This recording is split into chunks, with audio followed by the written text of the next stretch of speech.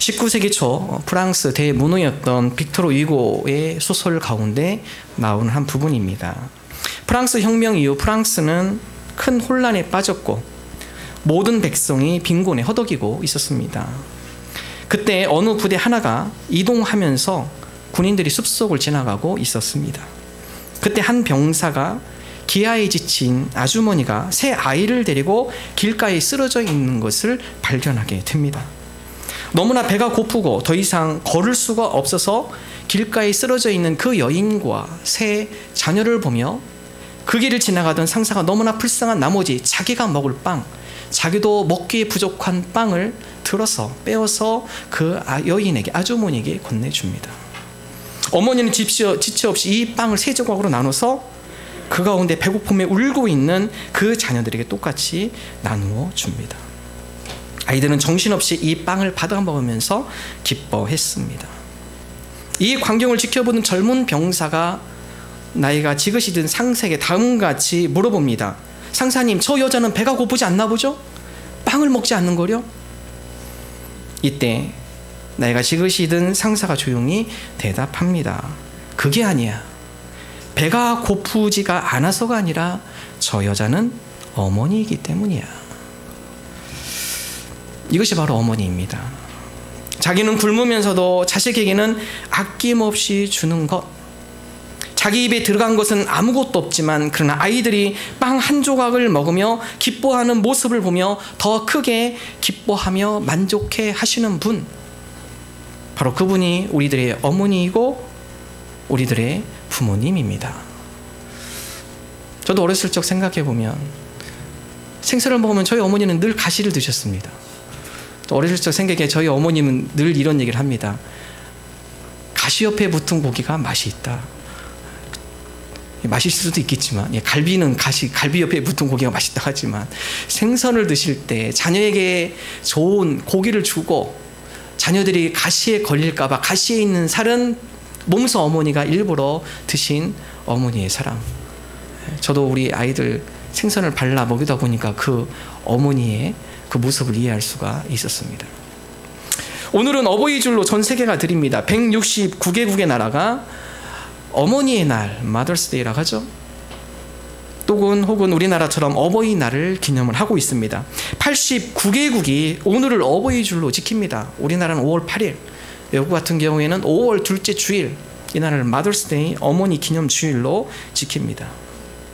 성경은 자녀로서 부모에게 마땅히 해야 할 자녀의 자세에 대해서 오늘 말씀을 통해 가르쳐 주고 있습니다.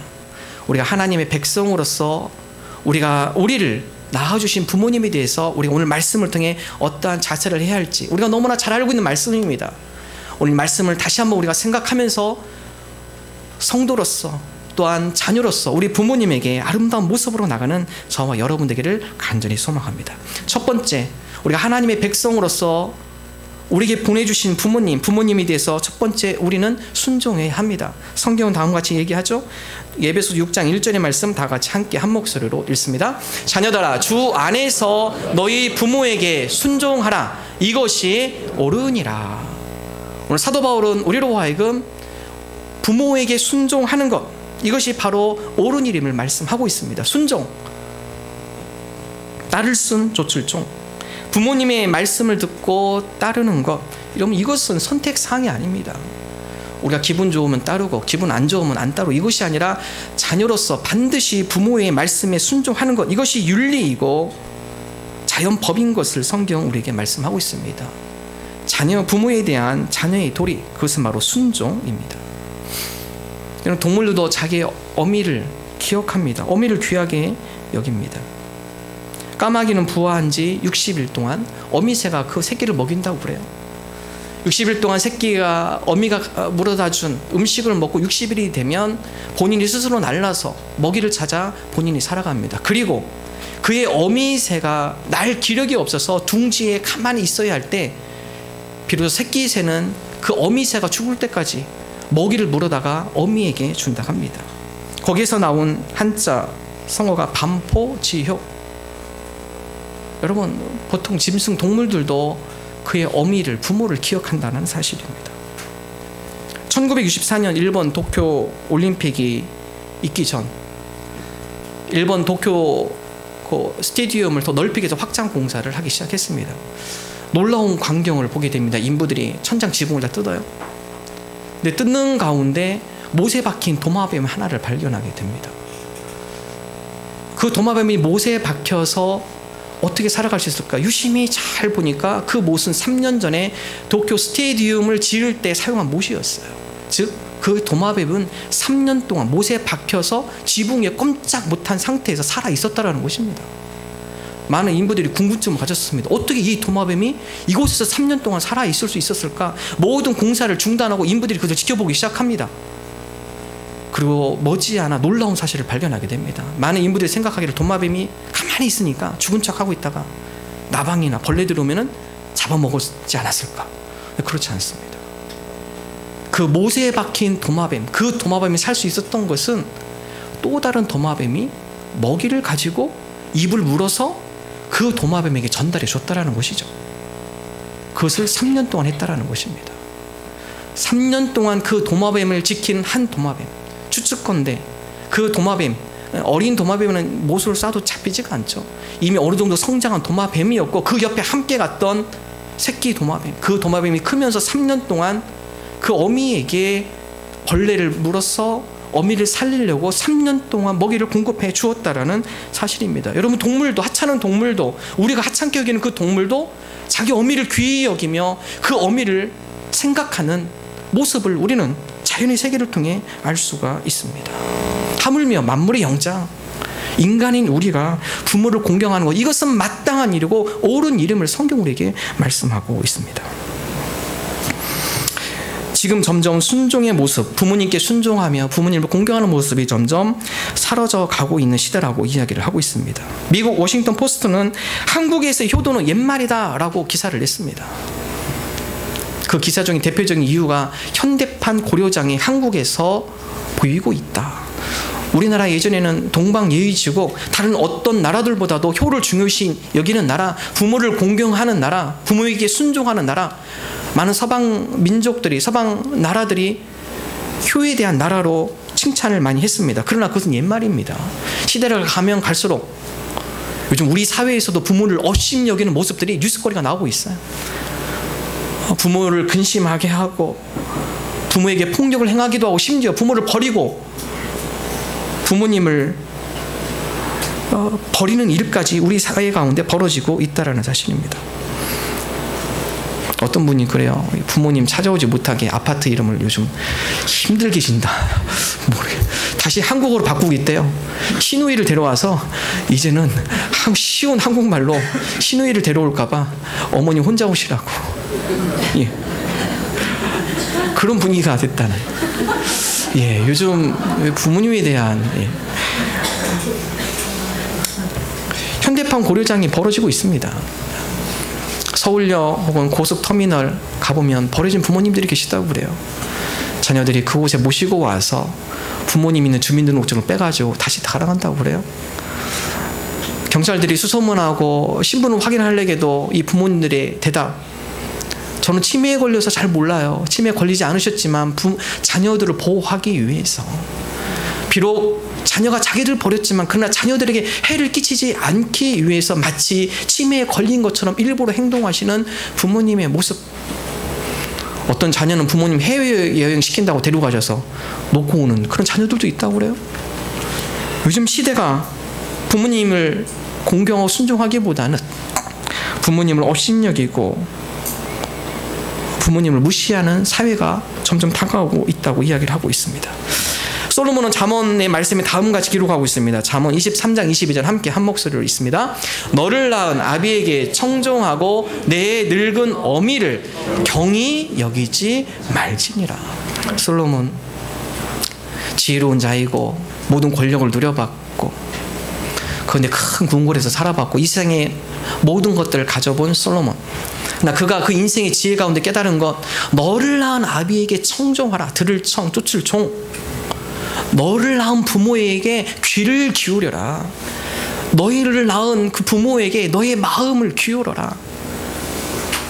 내 늙은 어미를 경히 여기지 말아라. 특별히 여기서 나은 아비, 나은이라는 뜻, 생명을 제공한 주에게, 생명을 제공한 자에게 청종해라.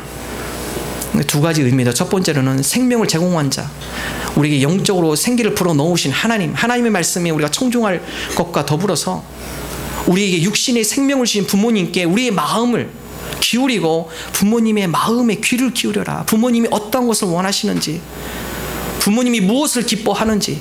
그래서 순종의 의미는 우리가 부모님께 관심을 갖는 것을 의미합니다. 부모님께서 원하시는 것이 무엇인지 그 마음을 잘 헤아리는 것, 그것이 바로 순종의 모습입니다. 우리가 얼마나 부모님의 마음에 귀를 기울이고 있습니까? 부모님이 원하신 것에 우리의 마음이 얼마나 가 있습니까? 어느 한 회사의 광고물입니다. 40개월 미만의 자녀를 둔 아버지, 그들에게 몰래카메라로 설문조사를 했습니다. 그 자녀에게 신경 쓰는 것만큼 우리의 부모에게 신경을 쓰고 있는가? 우리 함께 영상을 함께 보고 함께 또 말씀 나누도록 하겠습니다.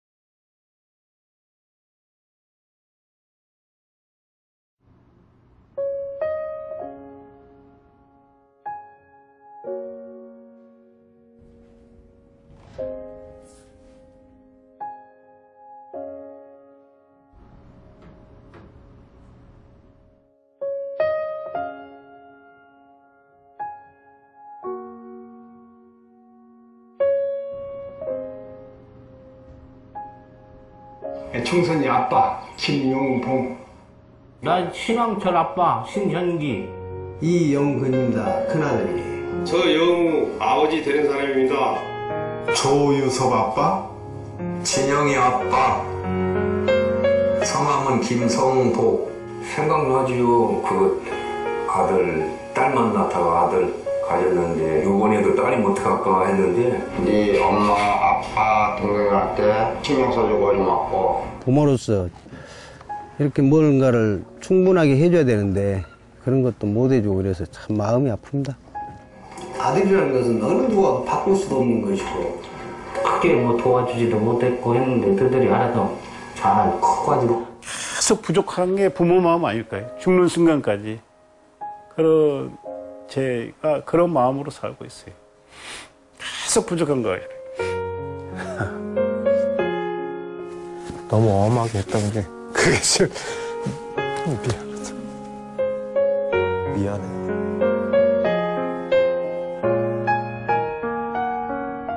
항상 내가 부족하고 항상 미안해요. 걔한테는. 미안하다 참. 모든 것이 부족하고 못 가르치고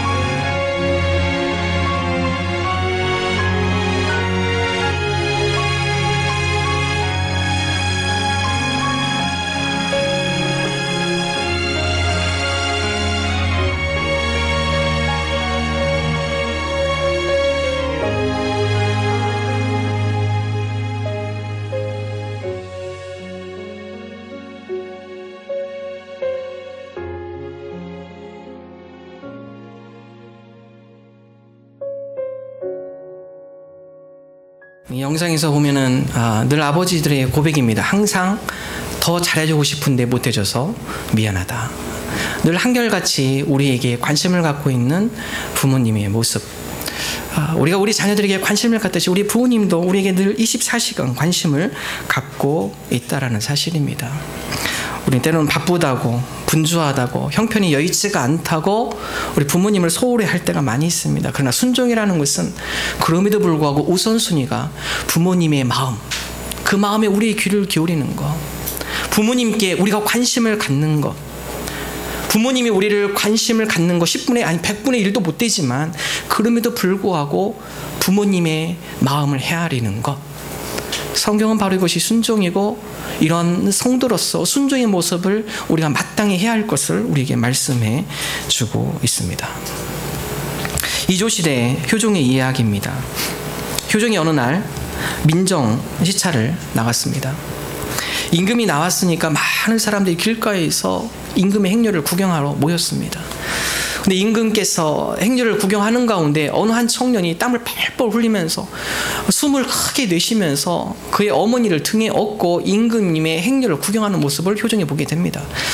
효종이 궁금해서 그 청년을 불러서 얘기합니다. 자네는 왜 이렇게 땀을 펄펄 흘리면서 그의 어머니를 등에 업고 그렇게 하고 이 길거리에 서 있는가? 예, 임금님. 저희 어머니의 평생 소원은 임금님의 용환을 보는 것입니다. 임금님의 얼굴을 한번 보는 것이 저희 어머니의 큰 소원입니다. 저희 집이 여기서 심리가 되지만 임금님께서 이 동네에 오신다는 얘기를 듣고 우리 어머니를 등에 업고 임금님이 지나가시기 전까지 오기 위해서 제가 달려서 저희 어머니를 모시고 왔습니다. 효종이 그 모습을 보고 그 아들의 효에 감탄해서 그 청년에게 큰 상금을, 후한 상금을 내려줍니다. 그러자 그 동네에 살고 있는 또 다른 한 부교자가 그 얘기를 듣고 본인도 상금을 받고 싶어서 집에 있는 어머니 얼른 모시고 집에 있는 어머니 등에 얼른 모시고 길가에 섰습니다. 어머니 가기 싫은데 얼른 모시고 왔습니다. 그래서 임금님이 눈에 잘 띄는 제일 앞부분으로 나가 있습니다. 임금님이 지나가다 보니까 거기에 똑같은 청년이 어머니를 업고 있어요. 임금님이 다시 또 물어보십니다. 자네는 왜 어머니를 이렇게 업고 있는가? 예, 저희 어머니 소원이 임금님을 뵈는 곳입니다. 그래서 제가 심리도 더 되지만은 저희 어머니를 업고 이 자리에 나왔습니다. 주변에 있는 사람들이 임금님께 사실을 얘기합니다. 임금님, 저놈은 불효자입니다. 한 번도 어머니 업어드린 적도 없고 어머니를 업신이 여기면서 이 동네에서 소문난 불효자입니다. 그 사실을 난 임금님이 다음과 같이 얘기합니다. 빙그레 웃으시면서 그래? 그렇단 말이야? 그러나 효도는 흉내라도 내는 것이 아름다운 것이 아니겠는가? 저놈에게도 똑같이 상금을 주어라. 그렇습니다. 효도 흉내만 내도 아름답습니다. 부모님이 우리를 사랑하시는 거 우리가 10분의 1, 100분의 1 할 수 없지만 그러나 그 부모님에 대한 효도의 흉내 그 자체만으로도 부모님은 기뻐하시는 것이고 그 자체만으로도 효도가 된다라는 것을 이야기하고 있습니다.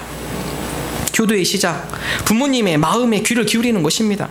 부모님께 관심을 갖는 것입니다. 그리고 부모님의 말씀에 순종하는 것이 효도의 시작입니다. 효도가 사라지고 있는 이 세대에 저와 여러분이 효도를 흉내라도 내는, 그래서 부모님을 조금이라도 기쁘게 해드리는 저와 여러분 되시기를 주님의 이름으로 축원합니다. 두 번째, 오늘 말씀은 순종을 넘어서 공경하라고 말씀하고 있습니다. 에베소서 6장 2절의 말씀 함께 한 목소리 읽습니다. 내 아버지와 어머니를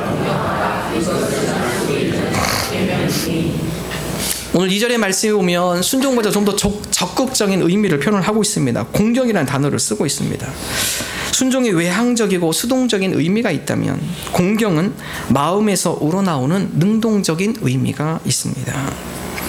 외향적인 순종의 모습이 부모를 공경하는 마음에서 우러나와야 함을 성경 우리에게 가르쳐주고 있습니다. 특별히 오늘 이 에베소서에서 바울이 선택한 공경이라는 단어, 성경에 보면 히브리어로 공경이라는 단어는 카바드라는 단어를 씁니다. 이 카바드라는 단어는 구약에서 하나님을 예배하고 하나님을 경배할 때 쓰는 단어입니다. 잠언 3장 9절의 말씀 함께 한 목소리로 읽어보도록 하겠습니다. 내 재물과 내 소산물에 처음 익은 열매로 여호와를 공경하라. 잠언의 말씀에 카바드를 쓴 대표적인 예입니다. 네가 가지고 있는 재물, 네가 갖고 있는 소산물, 처음 익은 열매로 여호와 하나님을 공경하라. 공경하라 쓸 때 쓰는 단어가 카바드, 하나님께 쓰는 단어입니다. 그러나 성경에서 이 카바드의 의미로 유일하게 쓰인 곳, 이것이 바로 에베소 6장 2절의 말씀이에요. 내 어미와 내 아비를 공경하라. 이 의미는 하나님을 공경하듯이, 하나님을 섬기듯이 너희가 자녀된 자로서 부모님을 공경하는 것, 이것이 마땅한 자녀의 역할임을 성경 우리에게 가르치고 있습니다. 즉 하나님을 공경하듯이 똑같은 마음으로 부모를 공경하라. 하나님을 섬기듯이 똑같은 그 마음을 가지고 하나님을 섬겨라. 이것이 바로 약속 있는 첫 계명임을 성경은 말씀하고 있습니다. 모세가 십계명을 시내산의 2개의 돌판에 받습니다. 첫 번째 돌판에는 1에서 4계명, 하나님과의 관계입니다. 두 번째 돌판에는 5계명부터 10계명, 우리 인간 사회의 관계입니다. 인간 사회의 첫 번째로 하나님께서 중요시 여긴 계명이 제5계명, 내 부모를 공경하라입니다. 살인하지 말라 6계명이죠. 간음하지 말라, 도둑질하지 말라, 내 위의 것을 참내지 말라, 다른 우상에게 절하지 말아라, 거짓 증거하지 말아라. 다른 어떤 인간 사회의 계명보다도 더 중요시 여긴 것, 하나님께서 우리에게 더 중요시 여긴 주신 계명이 부모 공경입니다. 왜 그럴까요? 왜 부모 공경이 살인보다 앞설까요? 부모 공경이 도둑질하는 그 계명보다 더 우선순위가 될까요? 부모를 공경하는 사람이 살인하지 않기 때문에 그렇습니다. 부모를 공경할 줄 아는 사람이 하나님을 공경하며 하나님을 두려워하며 도둑질하지 않기 때문에 그렇습니다. 그러므로 부모를 공경하는 것, 이것이 바로 약속 있는 첫 계명임을 성경 우리에게 말씀하고 있습니다. 누가복음 15장에 보면 탕자의 비유가 나옵니다. 탕자의 비유, 작은 아들이 부모님께 당과 제기하죠. 부모님을 업신여기고 부모님 말에 청종하지 않고 순종하지 않고 그의 마음대로 부모님의 뜻을 거역하며 세상으로 나갑니다. 누가복음 15장에서 그에 대한 결론은 결국 부모의 말을 청종하지 않고 따르지 않고 자기 제멋대로 살아간 인생, 결국 방탕한 삶, 죄악된 삶, 후회하는 삶, 뒤늦게 깨닫고 다시 부모님께 돌아오죠. 그렇습니다. 우리가 부모님을 공경할 때, 부모님 말에 순종하며 나갈 때 그것이 우리에게 복된 길, 그것이 바로 우리로 하여금 형통케 하는 길임을 성경 우리에게 말씀하고 있습니다. 그래서 다음과 같이 약속의 말씀을 줍니다. 에베소 6장 3절 함께 한 목소리 읽습니다. 이로써 내가 잘되고 땅에서 장수하리라. 이로써라는 것은 내 부모를 공경할 때, 내 부모를 공경하며 그 가운데 실천하며 나갈 때 이것이 곧 너를 잘되게 할 것이고 땅에서 장수하는 복을 누리게 될 것이다. 성경은 부모 공경과 형통의 복을 함께 병행시키고 있습니다. 덴마크 철학자 키에르게고르가 다음과 같은 얘기를 했습니다. 행복의 90%는 인간관계에 있다. 행복의 90%. 우리가 행복 가운데 불행한 것을 느끼는 것, 관계가 깨져서 그렇다고 표현을 하고 있죠. 행복의 90%. 관계를 잘 해 나가시는 분들 만족도가 높습니다. 그 가운데 행복에 가까이 근접해 있습니다. 그러나 관계에 있어서 잘 해결하지 못하시는 분들, 관계가 깨어지거나 관계를 잘 소통하게 하지 못하거나 그럴 때 불행은 거기에서부터 시작이 된다는 것입니다. 우리 인간 사이에서 가장 끈끈한 관계가 있는 것 가정이죠. 자녀와 부모의 관계, 가장 끈끈한 관계이죠. 그 관계가 잘 될 때 행복할 수 있어요. 그러나 그 관계가 깨지면 그건 지옥입니다. 부부의 관계 깨지면 그건 지옥이에요. 부모와 자녀의 관계 깨지면 거기는 지옥입니다. 아무리 큰 궁전에 살아도, 좋은 음식을 먹어도 그 관계가 형통하지 못할 때, 원활하지 못할 때 그에 대한 여러 가지 고통과 어려움과 그로 인한 여러 가지 고난을 맛보게 되어진다는 것입니다. 부모를 공경하며 부모님과 좋은 관계를 유지해 나가는 것, 때로는 부족할 수 있어요. 여건과 환경이 넉넉하지 못할 수 있습니다. 그럼에도 불구하고 그 관계를 잘 형성해 나가는 자, 그 가운데 진정한 행복과 기쁨을 누릴 수 있다는 것입니다. 저와 여러분이 부모님을 공경함으로 부모님과의 좋은 관계, 우리 가정 가운데 좋은 관계를 유지함으로 그 가운데 진정한 행복을 누리며 또한 그를 통하여서 하나님께서 부으시는 복을 누리는 저와 여러분 되시기를 주님의 이름으로 축원합니다. 바로 성경은 이러한 자들을 하나님께서 주목해 보시고 또한 이러한 자들이 주변 사람들로부터 공경받는 것임을, 축복을 누리는 것임을 이야기를 하고 있습니다. 오늘 기사에서 본 기사 내용입니다. 어느 한 젊은이가 어느 회사에 취직을 했습니다. 신입사원인데 이 직원이 6시만 되면 칼퇴근을 합니다. 신입사원이 위에 상사들이 많이 남아있음에도 불구하고 6시만 되면 사라져요. 위에 있는 고참들이 조금 안 좋게 봤습니다. 안 좋은 시선을 봤습니다. 특별히 또 회식할 때 회식을 빠지고 사라집니다. 그래서 도대체 6시만 되면 이 사원이, 이 신입사원이 어디를 가나 동료 한 명이 추적하기 시작했습니다. 추적하다 보니까 퇴근해서 대중교통을 이용해서 서울의 의리의리한 아파트 단지로 들어갑니다. 야, 이렇게 잘 사는 사람이었구나. 집에 뭐가 있길래 이렇게 빨리 퇴근하는가. 근데 그 아파트에 들어서자마자 그가 팔을 걷어붙이고 그 아파트의 계단을 청소하는 한 아주머니의 밀대를 다시 잡고 그 계단을 청소하기 시작합니다. 어머니가 그 계단을 청소하는 청소부였어요. 밤 10시까지 늦은 밤까지 계단에 붙어있는 껌, 또 그곳에 있는 여러 가지 더러운 것들을 손으로 다 청소하는 그 일을 하셨던 것입니다. 6시가 되면 빨리 퇴근해서 이 어머니의 일을 조금이라도 도와주고 싶은 아들의 심정이에요. 그것을 본 직장 동료가 그 모습을 보고 감동을 받습니다. 그리고 직장 동료들에게 다음과 같이 얘기합니다. 이 사원이 일찍 가는 것은 그의 어머니가 홀로 계단을 밤 10시까지 청소하는데 어머니 힘들까 봐 미리 가서 그 어머니 밀대를 붙잡고 어머니와 함께 청소하고 밤 10시에 집으로 퇴근하는 거예요. 이 소식을 한 직장 동료들이 어느 날 날을 잡아서 이 신입사원보다도 일찍 퇴근을 해버립니다.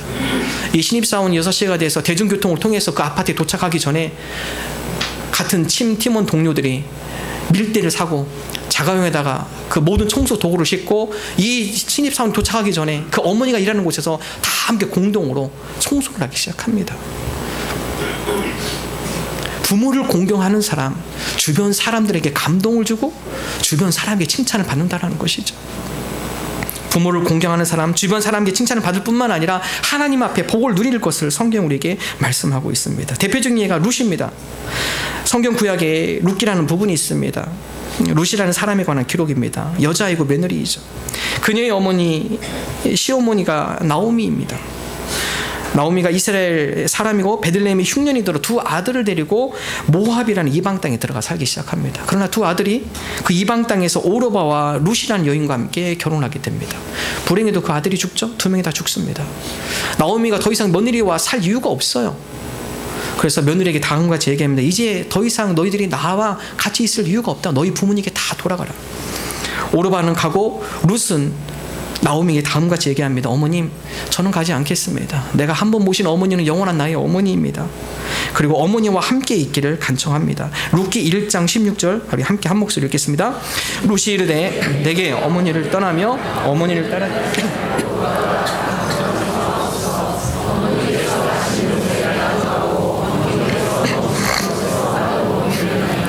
어머니의 백성이 나의 백성이 되고 어머니의 하나님이 나의 하나님이 되시리니.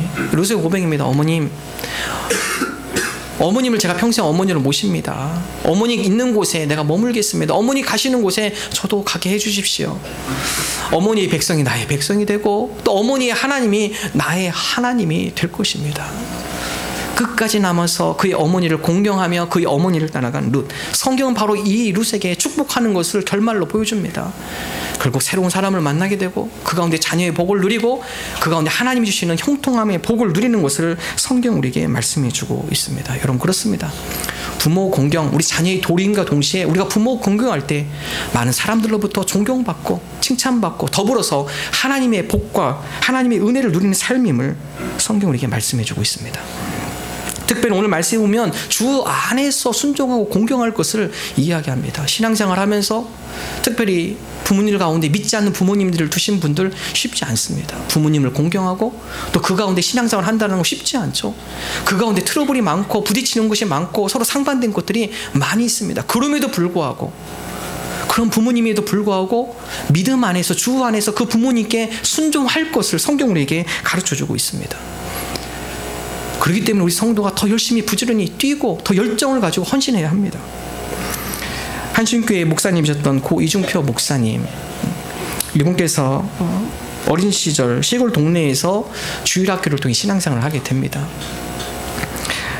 그 당시에 부모님이 농사를 짓고 계셨습니다.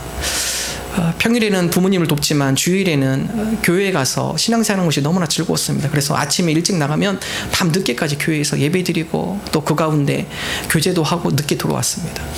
몽봉기가 됐을 때 이중표 목사님이 아버지가 괘씸한 마음이 듭니다. 아버지는 이렇게 땡볕에서 일요일에도 일을 하고 있는데 아들놈은 자기 좋다고 교회가?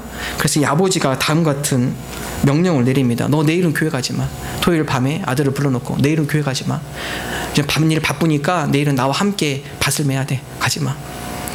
밤에 그 얘기를 듣고 이중표 목사님 그 마음 가운데 여러 가지 갈등이 생기기 시작합니다. 나는 부모님께도 효도하고 싶고 또 하나님께도 효도하고 싶은데 둘 중에 하나를 선택하라는데 어떻게 해야 할까?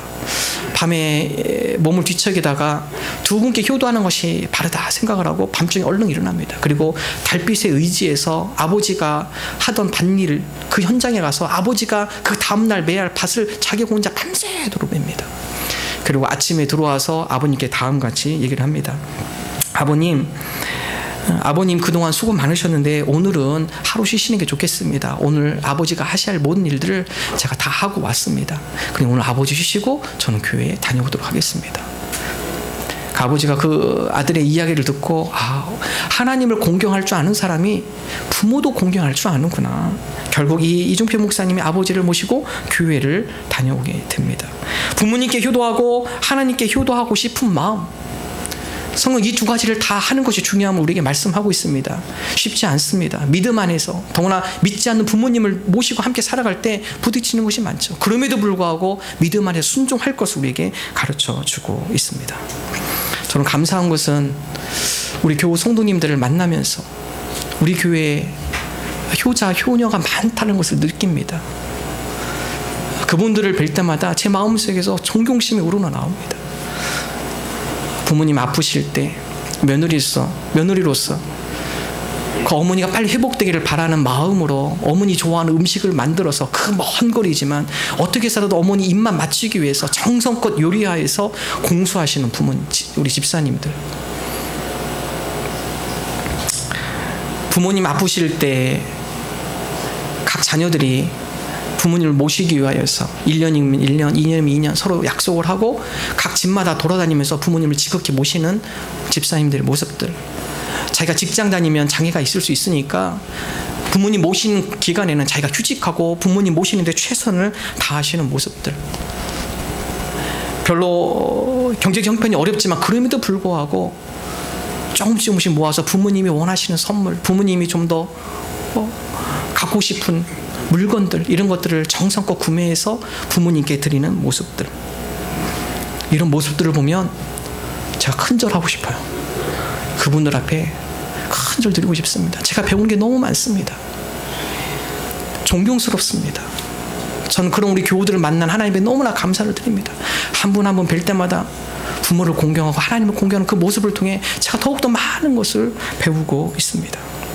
성경 우리로 하여금 부모님께 순종하는 삶, 공경하는 삶, 그것이 바로 행복의 삶이요 복된 삶임을 말씀하고 있습니다. 오늘 어버이 주를 맞이해서 주님, 우리로 하여금 부모님께 순종하며 부모님을 공경하며 여러 사람들한테 인정받고 칭찬받고 그 가운데 하늘의 형통한 복을 누리는 하나님의 거룩한 백성의 삶 되게 하여 주옵소서.